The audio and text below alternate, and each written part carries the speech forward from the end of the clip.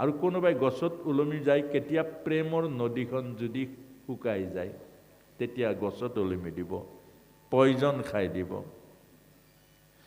এই প্ৰেমৰ নদী হ'ল যমুনা আৰু যমুনাৰ হ্ৰদটো মানে হ'ল হৃদয় এই হৃদয়ে হ'ল হ্ৰদ আগতে কালি নাছিলে প্ৰেমে আছিলে খুব ধ্যান দি শুনিব এইটো একেবাৰে ইমান দৰকাৰী বিশেষকৈ নতুন প্ৰজন্মটোৰ বহুত দৰকাৰী আগত প্ৰেম কৰি প্ৰেমৰ চলনাৰে কোনো নাৰীক বিক্ৰী কৰা নাছিলে মনত ৰাখিব আগত গাঁৱৰ ল'ৰাটোৰ যুৱক এজনৰ লগত 25 বছৰীয়া গাঁৱৰ যুৱক এজনৰ লগত গাঁৱৰ 18 বছৰীয়া এগৰাকী গাভৰু নিঃসন্দেহে পঠিয়াই দিব পাৰে আজিৰ প্ৰেমটোৱে চলনা কোনো কেতিয়াও চলনাত বন্দী নহব আজিৰ আই মাতৃসকলক কৈছো আমি অলপতে আজি কেইদিনমান আগতে ফেচবুকত পাইছো বিয়কে বিয়নীজনীক পলাই লৈ গ'ল দিয়ে আপোনাক মোক জীয়াই ৰাখিছে আৰু কোনোবাই গছত ওলমি যায় কেতিয়া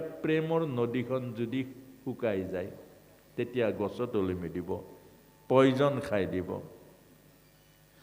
এই প্ৰেমৰ নদী হ'ল যমুনা আৰু যমুনাৰ হ্ৰদটো মানে হ'ল হৃদয় এই হৃদয়ে হ'ল হ্ৰদ আগতে কালি নাছিলে প্ৰেমে আছিলে খুব ধ্যান দি শুনিব এইটো একেবাৰে ইমান দৰকাৰী বিশেষকৈ নতুন প্ৰজন্মটোৰ বহুত দৰকাৰী আগত আমাৰ হৃদয়খন প্ৰেম আছিলে সেইকাৰণে আগৰ প্ৰেমবোৰ চাব আগত প্ৰেম কৰি প্ৰেমৰ চলনাৰে কোনো নাৰীক বিক্ৰী কৰা নাছিলে মনত ৰাখিব আগত গাঁৱৰ ল'ৰাটোৰ যুৱক এজনৰ লগত 25 বছৰীয়া গাঁৱৰ যুৱক এজনৰ লগত গাঁৱৰ 18 বছৰীয়া এগৰাকী গাভৰু নিঃসন্দেহে পঠিয়াই দিব পাৰে আজিৰ পৰা কিছু বছৰ আগত আপোনালোকে মনত ৰাখিব নিঃসন্দেহে আজি 60 বছৰীয়া জনৰ লগত 5 বছৰীয়া কন্যাগৰাকী পঠিব নোৱাৰে এটা আগৰ প্ৰেম আছিলে জনম জনম অৰ্থাৎ স্বামী ভাৰ্যাৰ সম্বন্ধ শিৱই আৰু পাৰ্বতীৰ নিচিনা জনম জনম আৰু ইমান প্ৰেম আছিলে যে চিতাত উঠি গৈছিলে পত্নী স্বামীৰ চিতাত সতী যোৱা বুলি কয় তোমাৰ লগত মই যাম ইমান প্ৰেম কিন্তু আজিৰ প্ৰেমটো অলপ বেলেগ টাইপৰ সেইকাৰণে আই মাতৃসকল আমাৰ গাভৰুসকলক কৈছো আজিৰ প্ৰেমটোৱে চলনা এজন বুঢ়া মানুহ আছিলে উদঙৰ দিন গৰুটো হেৰাইছিলে ডাঙৰ বলদ গৰু এটা এই বুঢ়া লোকজনে গছৰ ওপৰত উঠি এই বলদ গৰুটো তেওঁৰ চাই ফুৰিছে ক'ত আছে তলত দেখিছে আজিৰ ডেকা গাভৰুসকল আজিৰ এই ডেকাজনে গাভৰুগৰাকী কৈছে তোমাৰ চকুত মই এতিয়া বিশ্ব ব্ৰহ্মাণ্ড দেখিছো বুঢ়াই ভাবিলে ই যেতিয়া বিশ্ব ব্ৰহ্মাণ্ড দেখিছে মোৰ গৰুটো অকবাত দেখিব বুঢ়া গাঁৱলীয়া বুঢ়াহে সজা বুঢ়া ঐ বপাই ৰ তই যে বিশ্ব ব্ৰহ্মাণ্ড দেখিছ মোৰ গৰুটো বলদ গৰুটো দেখিছ নেকি ৰঙা শিং দুটা ডাঙৰ এই দুইটা দৌৰিলে তাৰ পৰা আজিৰ প্ৰেম এইটো কোনো কেতিয়াও চলনাত বন্দী নহব আজিৰ আই মাতৃসকলক কৈছো প্ৰেম কেলে আজিৰ প্ৰেমটো কলুষিত হ'ল এতিয়া ভাগৱতে আমাক বুজাই দিব এইটো জানিব লাগিব যে আগত কালি নাছিলে কালি মানে কাম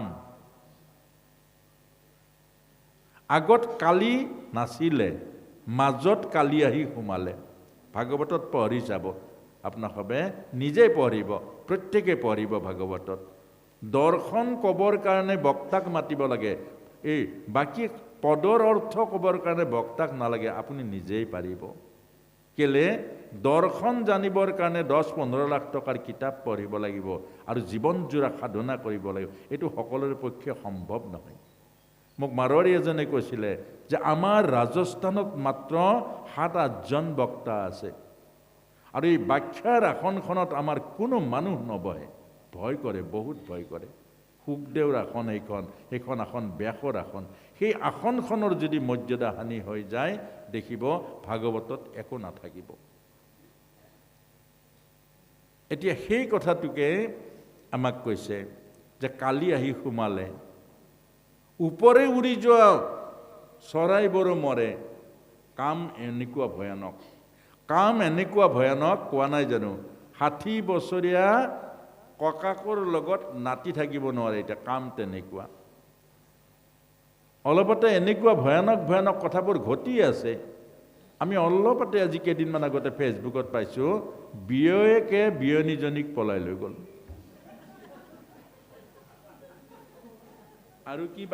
আৰু কি বাকী থাকিলে বাৰু? এতিয়া যদি আমি ভয় নকৰোঁ, এইটো নিৰাময় কৰিবলৈ যত্ন নকৰোঁ, নিৰাময়ৰ উপায় হ'ল এই ভাগৱতত আছে। এতিয়া সেই কামৰূপী কালিক দমন কৰিবৰ কাৰণে লাগিব আধ্যাত্মিক জীৱনৰ সাধনা। এইটোকে বুজাইছে। আধ্যাত্মিক জীৱনৰ সাধনা লাগিব কামৰূপী কালিক দমন কৰিবৰ কাৰণে।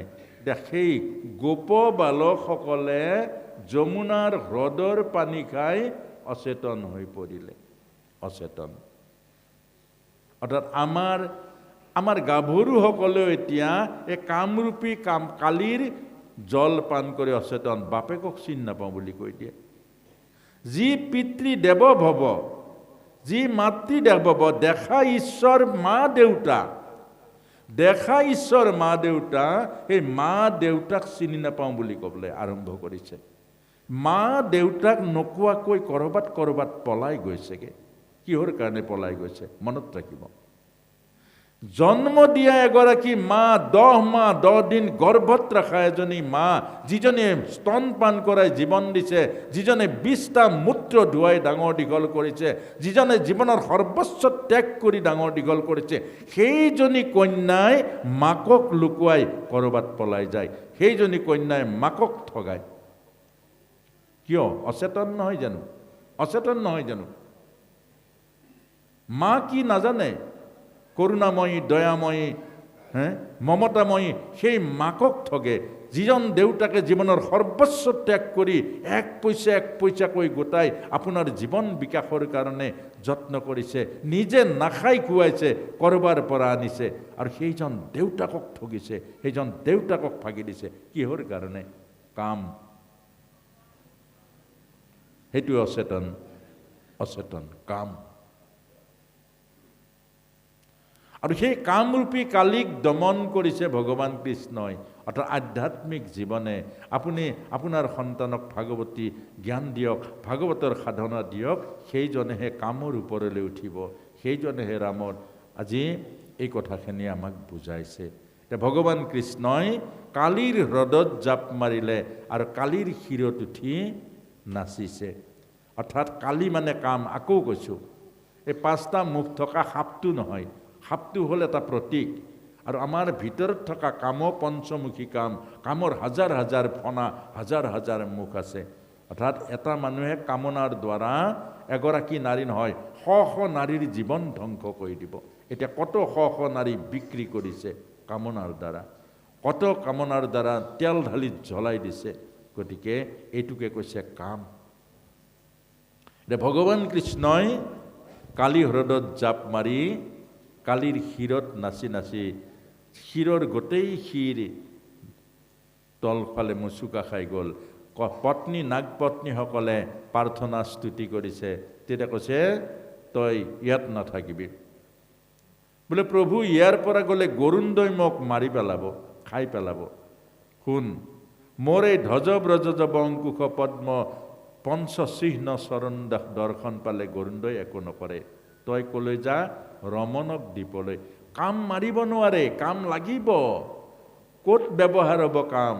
পবিত্ৰ স্বামী আৰু ভাৰ্যাৰ সম্বন্ধৰ মাজেৰে কাম ব্যৱহাৰ কৰক, ৰামক জন্ম দিয়ক। কিন্তু বিকৃত দেহৰ কামনা বাসনা পূৰণ কৰিবৰ কাৰণে এই প্ৰেতাত্মাবোৰ জন্ম নিদিব। অৰ্থাৎ দেহৰ ভোগ আৰু বিলাসৰ বাবে আমাক কাম দিয়া নাই। কাম দিছে ৰামক জন্ম দিবৰ কাৰণে, কাম দিছে ভগৱানক ঈশ্বৰীয় দেৱকীক নমাই আনিবৰ কাৰণে। সেইকাৰণে আমাৰ বিবাহ সংস্কৃতিত কৈছে তোমাৰ হাড়ে মোৰ হাড় মিলক, তোমাৰ মাংসই মোৰ মাংস মিলক, তোমাৰ মনে মোৰ মন মিলি আমি দুয়ো লগ লাগি এখনি সৰগীয় সংসাৰ ৰচনা কৰোঁ, য'ত সৰগৰ দেৱকীকো আহি পৃথিৱীৰ বুকুত সোণৰ সংসাৰ স্বৰ্গৰ সুখ ৰচনা কৰিব। এইবোৰ ভাৰতীয় সংস্কৃতি। গতিকে এই কথাটোকে আমাক বুজাইছে। আৰু সেই কামজয় কেলি অৰ্থাৎ আমাৰ যুৱ প্ৰজন্মক আজি আধ্যাত্মিকতাৰে গঢ়ি তোলক। আজি যুৱ প্ৰজন্মক আধ্যাত্মিক এই যে 12 বছৰ বয়সত পুৰুষৰ প্ৰথম শুক্ৰ আৰম্ভ হয়, এইটোকে যৌৱন বুলি কয়। আৰু সেইকাৰণে 12 বছৰ বয়সৰ পৰা ভগৱান কৃষ্ণক গোচাৰণ কৰিবলৈ, গো মানে ইন্দ্ৰিয়, চাৰণ মানে সাধনা। নহ'লে ভগৱানে গৰু চৰাবলৈ নেকি? নহয়। আপোনাৰ আমাৰ সন্তানসকল 12 বছৰ বয়সত প্ৰথম বীৰ্য শক্তি আৰম্ভ হয়, যৌৱন আৰম্ভ হয়। আৰু সেই যৌৱনক ধৰি ৰাখিবৰ কাৰণে ব্ৰহ্মশক্তি বীৰ্য শক্তিক কপাললৈ নিবৰ কাৰণে, বীৰ্য শক্তিক ঊৰ্ধ্বগতি কৰিবৰ কাৰণে, আৰু এই বীৰ্য শক্তি ব্ৰহ্মশক্তি হ'ল এটা সৰগৰ দেৱশিশুক নমাই আনিবৰ কাৰণে মহাসম্পদ। আৰু সেয়াই গোচাৰণ সাধনা, ইন্দ্ৰিয়ক নিয়ন্ত্ৰণৰ সাধনা আৰু ইন্দ্ৰিয় সংযমৰ সাধনা। এইকাৰণে আজি নামঘৰ দিছে গুৰুজনাই, আজি ভাগৱত দিছে আমাক। ইয়াত আজি ভাগৱতত গোটেই যুৱচামটো, গোটেই শিশুসকলক এবাৰ কিয় নকলে আপোনাকবে যে ল'ৰাখিনি আহক বহক ইয়াত, কিয় নকলে আপোনাকবে? আৰু সিহঁত ডাঙৰ হ'লে আপোনাকবে প্ৰত্যেকে ক'ব যুৱচাম নষ্ট হ'ল, যুৱ সমাজ বেলেগ ফালে গ'ল, কেলে আজি আমাৰ পিতৃ মাতৃ হৈ নিজৰ সন্তানসকলক ইয়াত আনি কিয় বহাব নোৱাৰিলে? ঘৰত সেৱা এটা পাতিব, আপোনাৰ ল'ৰা ছোৱালী নাথাকে, বুঢ়া বুঢ়ী হালে সেৱা কৰি ফুৰিব, কিয় নকলে? এই প্ৰশ্নটো মোৰ থাকি গ'ল আজি শিৱসাগৰত। কিয় নকলে? অন্তত যত্নটো কৰিব। কাৰ কাৰণে পাতিছে ভাগৱত? এই ভাগৱত কাৰ কাৰণে পাতিছে? এই ঘৰ কাৰ কাৰণে বনাইছে? এই গাড়ী কাৰ কাৰণে বনাইছে? এই নামঘৰ কাৰ কাৰণে বনাইছে? কাৰ কাৰণে? এই সকলৰ কাৰণে নহয় জানো? আজি আপোনাৰ গাড়ী আছে, মাটি আছে, বাৰী আছে, ধন ঐশ্বৰ্য বিভূতি আছে, সন্তানটো যেতিয়া বিপদগামী হৈ যাব, সন্তানটো যেতিয়া নষ্ট হৈ যাব, এইদিনা বুজিব এইবোৰৰ কোনো অৰ্থ নাথাকিব। আৰু সেইকাৰণে আমাক আজি শ্ৰীমদ ভাগৱতৰ মাজেৰে কামজয় কেলি অৰ্থাৎ আমাৰ যুৱ প্ৰজন্মৰ, আমাৰ নতুন পুৰুষৰ বুকুৰ মাজত থকা যিটো কামৰূপী কালিক দমন কৰি তাক ৰামলৈ ৰূপান্তৰ কৰিব লাগিব। আৰু সেই ৰামৰ দ্বাৰা অৰ্থাৎ সেই পবিত্ৰ কামৰ দ্বাৰা আমি নতুন নতুন দেৱ শিশু, নতুন নতুন ঈশ্বৰীয় গুণযুক্ত শিশু আমাৰ বুকুৰ মাজলৈ, ধৰাৰ মাজলৈ, আমাৰ সমাজৰ মাজলৈ নমাই আনিব লাগিব। সেইসকলে আমাৰ নামঘৰ ৰাখিব, সেইসকলে গুৰুজনাক ৰাখিব, সেইসকলে জাতি ভেটি মাতি সেইসকলে ৰাখিব। গতিকে এইখিনিকে আপোনাসবক জনাইছোঁ। আপোনাসব মোৰ বুকুৰ আপোন। মই এনেই মুখৰ পৰা কোৱা নাই, সঁচাই কৈছোঁ। এই শিৱসাগৰলৈ মই আগত বহুত আহিছোঁ, কালুগাঁৱলৈ আহিছোঁ, বৰতললৈ আহিছোঁ। বৰতলত এবাৰ ভাগৱতৰ এটা অনুষ্ঠান পাতিছিলে, 3 দিনৰ পাছত অকল মাইকত ঘোষণা কৰিছে বহিবলৈ জাগা নাই, প্ৰায় 2-2.5 হাজাৰ মানুহ হৈছে। গতিকে আপোনাসবক এইখিনি কথা এইকাৰণে কৈছোঁ, আপোনাসব মোৰ বুকুৰ আপোন। আপোনাসবৰ কাৰণে 89 চনৰ পৰা এনেকৈ পথে প্ৰান্তে ঘূৰি ফুৰিছোঁ। মই ইউনিভাৰ্চিটি পৰ্যন্ত গৈছোঁ যুৱ প্ৰজন্মৰ কাৰণে। আৰু মোৰ এইখিনি কথা আপোনাসবে অন্তত এবাৰ হ'লেও সম্পূৰ্ণ ভাগৱত শুনিবলৈ, জ্ঞানটো অকল জ্ঞানটো এবাৰ হ'লেও শুনিবলৈ যত্ন কৰক। আজি গীতা আমাৰ জীৱন গঢ়া, গীতা আমাৰ জীৱন পৰিশুদ্ধি কৰা, গীতাই আমাৰ পথ নিদৰ্শন দিয়ে। আজি যুৱচামৰ কাৰণে গীতাৰ অনুষ্ঠান পাতক। এইবোৰ আড়ম্বৰ নকৰিব, এইবোৰ বেলেগ একো নালাগে, লাইট টাইট একো নালাগে। মাত্ৰ আপোনাসবে কোনোবা এটা ঘৰত লাগিলে কৰক, কোনোবা এটা নামঘৰত পাতক, গধূলি 3 ঘণ্টা গীতা আৰু জীৱন দৰ্শনৰ ওপৰত আলোচনা কৰক। তেওঁলোকক গীতাৰ মাজত জীৱনক বিচাৰিবলৈ দিয়ক। গীতাৰ মাজত জীৱন যিদিনা বিচাৰি পাব, সেইদিনা স্বামী বিবেকানন্দৰ নিচিনা চৰিত্ৰবান হ'ব। সেইদিনা আব্দুল কালামৰ নিচিনা মহান ত্যাগী আত্মা হ'ব, যিজন ৰাষ্ট্ৰপতি হোৱাৰ পাছত কিতাপৰ বাকচ 2টা হাতত লৈ গৈছিলে আৰু একো নোহোৱাকৈ ওলাই গৈছিলে। আনকি তেওঁৰ দেহৰক্ষী যিজন কনিষ্ঠবল আছিলে সেইজনক মূৰ দুৱাই নমস্কাৰ কৰি কৈছিলে, তুমি মোৰ কাৰণে বহুত কষ্ট কৰিলা, থিয় হৈ থাকি থাকি, পাৰিলে মোক ক্ষমা কৰিবা। এনেকুৱা আমাৰ ভাৰতৰ এনেকুৱা মহান মহান আত্মা আছে। গতিকে আজিও আপোনাসৱে কলিযুগ কাৰ কাৰণে? যি মানুহ আধ্যাত্মিক শূন্য সেইজনৰ কাৰণে কলিযুগ। গতিকে আজিৰ কলিযুগ নহয়, আজিও সত্য যুগ আছে। যি সঁচা কথা কয় সত্য যুগ, আৰু যি অকল মিছা কথা কয় কলিযুগ। যি নিজৰ ঘৰখন নষ্ট কৰে এয়া কলিযুগ। যি নিজৰ ল'ৰা ছোৱালীক আধ্যাত্মিক জ্ঞান নিদি সংসাৰৰ ভৌতিক সুখ আৰু বাসনাৰ কাৰণে মনটো বঢ়ায়, এইখন ঘৰৰ কাৰণে কলিযুগ। মনত ৰাখিব। গতিকে সত্য যুগ আমিও আজিও আছে। সত্যত চলক, সত্যক আশ্ৰয় কৰক, আৰু সত্যই আপোনা হ'বক সত্য যুগেই দিব।